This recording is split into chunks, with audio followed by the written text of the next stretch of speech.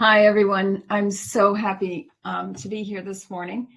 And I'm excited to share this concept that, my answer to this question with you, because I think that that what Vera's facing not only comes up with our children, but it also comes up with us on a regular basis.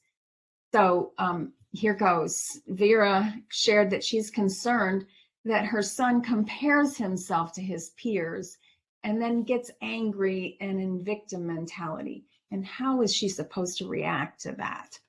Very good question. Thank you for sharing it with us, because I know that we all face it ourselves. So here's the question that I think is good to ask ourselves. What's at the root of the comparison process?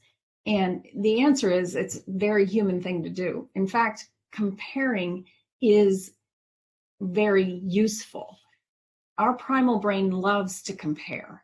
It's actually how we know the difference between all the choices that we have out there.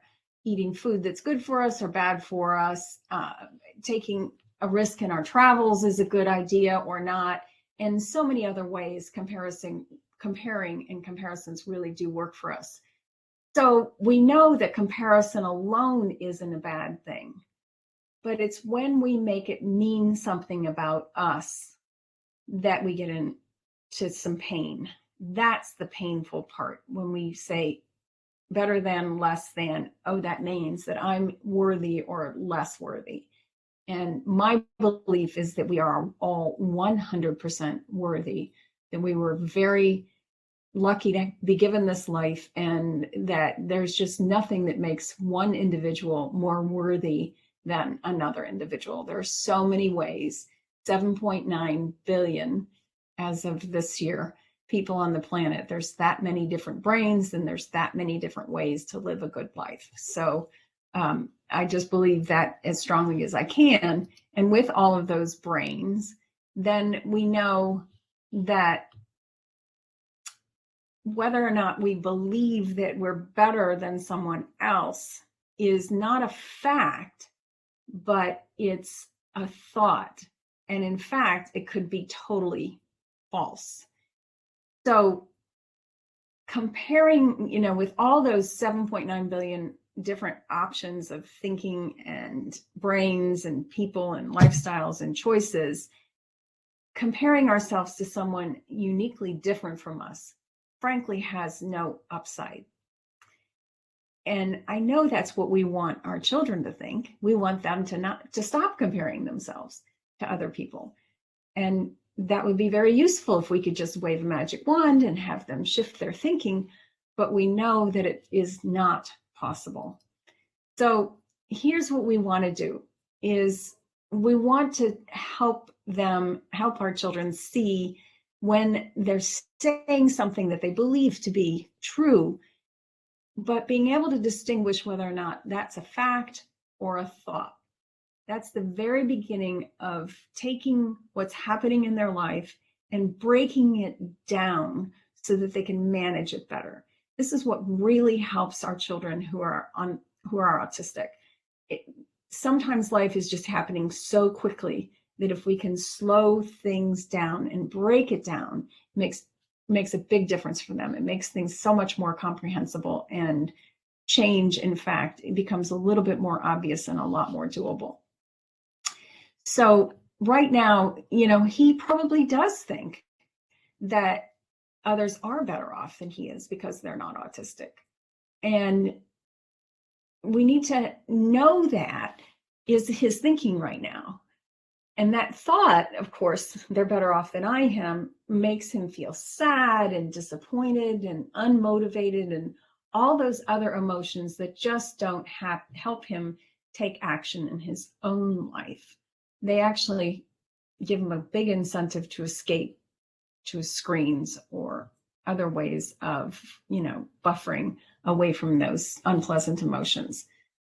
So the question I like to ask myself when I'm trying to figure out whether or not something is true or a thought, I say, would everyone in the world agree with me that this person is better off than me?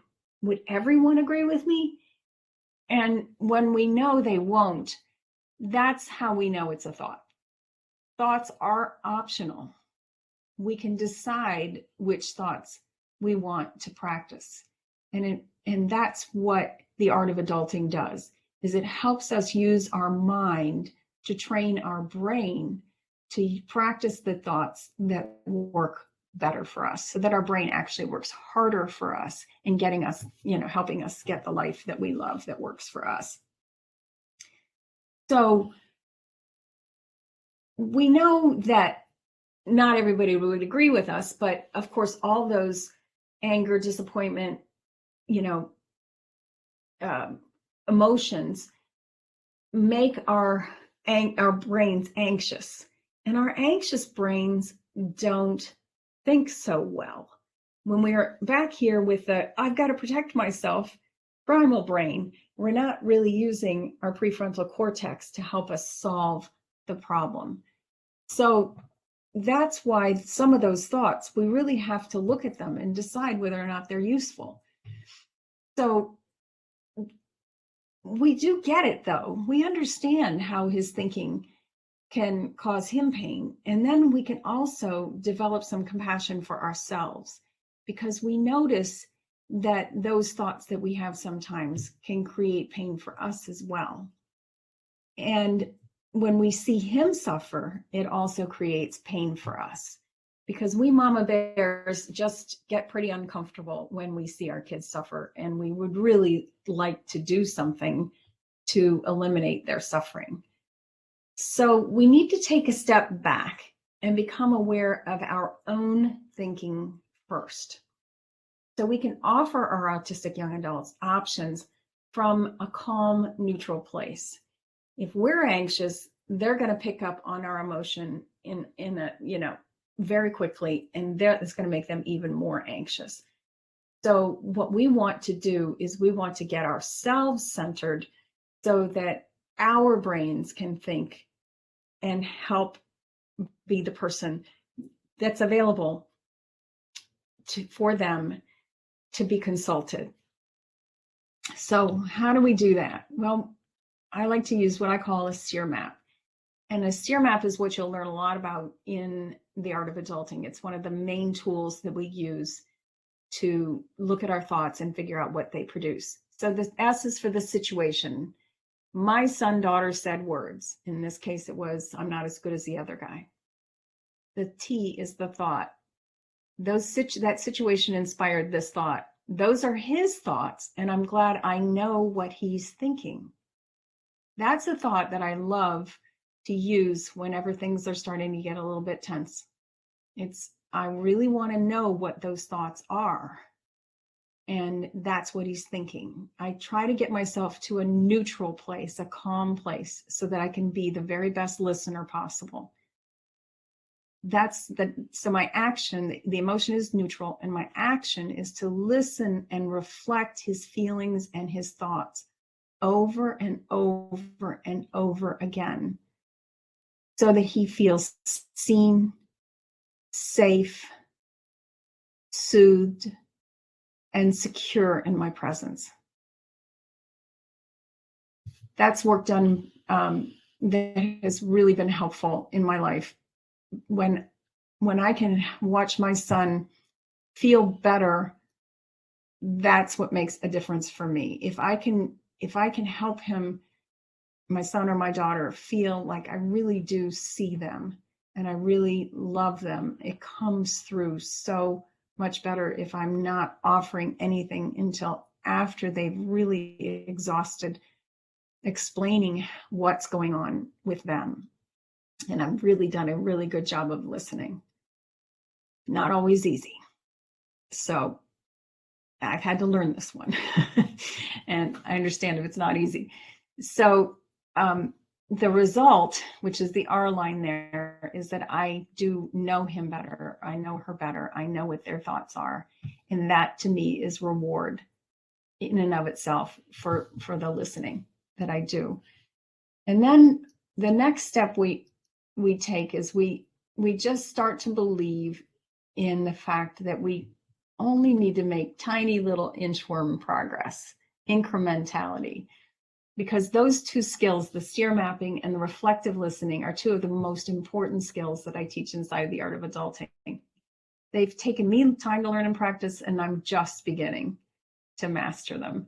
Teaching them to my young adults has also been challenging and rewarding, because they need to know how to do this too, so that they can self-soothe, so that they can depend on themselves and have the confidence that they know how to work themselves out of difficult situations and learn from them and move on.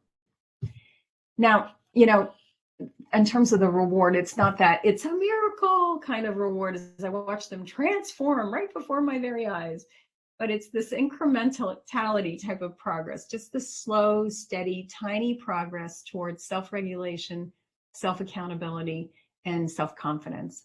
And that's what I want for all of us.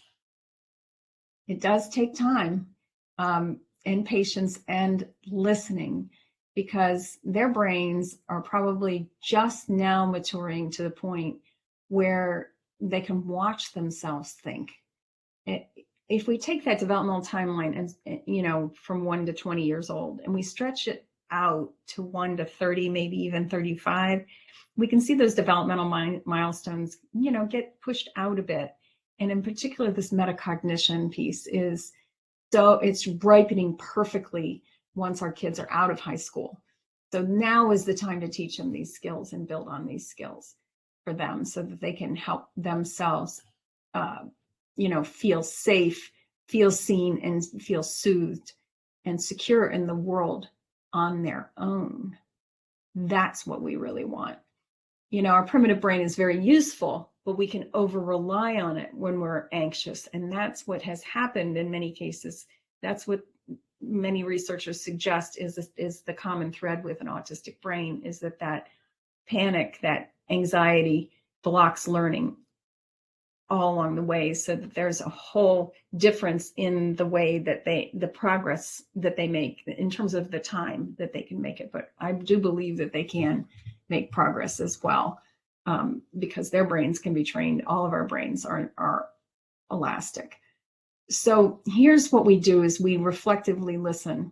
We help him notice what he's thinking and help him turn on his wise brain by reflecting it back to him.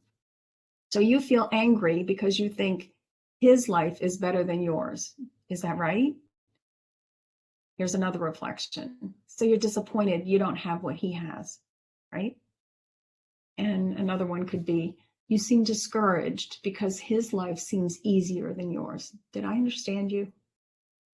So what we're trying to do is take all those words and all that angst and condense it and pack it into just a quick reflection, so that they understand that we heard them. That's the reflective listening skill that we all, I believe, need to practice more often, because those are his thoughts. And I'm glad he shared them with me, is a thought that we can have, which helps us stay neutral and rewards us just in and of that small activity of really listening, that I think will give you the leverage that you want over this problem. Awareness, mind you, is the first step in the purpose of what we're doing here. It's just being aware of our thoughts, the ticker tape of thoughts that go across our brain, 60,000 of them in any given day. It can take time for that awareness to develop, but it sure is better than not being aware. And he can grow once he is aware. There's just so much to learn there for both of us. Notice also that what's happened with him is that he's layered, for each of his thoughts, he has an emotion. So he's going to have one layer on another layer on another layer on another layer, and it just becomes so difficult for us to think our way out of all of those layered emotions. That's why I suggest that we listen and reflect until it all gets uncovered. Then, instead of trying to think of our way out, we use movement to access our body's wisdom. And movement can be micro movements. When we breathe, soften our eyes, and smile, we tell our primal brain that all is okay.